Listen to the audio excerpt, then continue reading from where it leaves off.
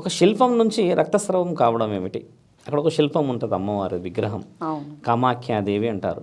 అమ్మవారిది ఏంటంటమ్మా, ఈ ఋతుచక్ర సమయం ఒక మాసం ఉంటుంది, ఒక తేదీ.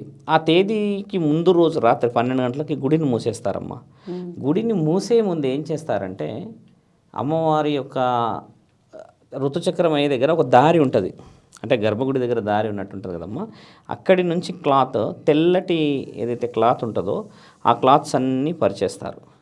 పరిచేసి పెడితే అమ్మవారి ఆ విగ్రహం నుంచి వచ్చిన ఆ ఋతుచక్రం నుంచి వచ్చినదంట క్లాత్ తడుస్తూ తడుస్తూ తడుస్తూ తడుస్తూ తడుస్తూ అక్కడ ఒక చిన్న గుండం లాగా ఏర్పడి ఉంటుంది నీళ్ళతో. ఆ నీళ్ళకు వచ్చేసి అందులో కలిసిపోతాయి ఆ వాటర్స్ అన్నీ. దీని మీద 1973లో అమ్మ, అంటే ఈ ఈ యాన్సెంట్ అంటే గత 40 ఏళ్లలో ఒక సర్వే చేశారు ఆర్కియాలజికల్ డిపార్ట్మెంట్ వాళ్ళు.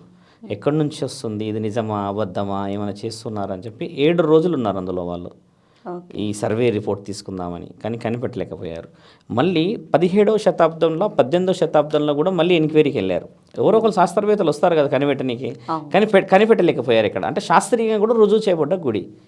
ఇది గుడి ప్రత్యేకత.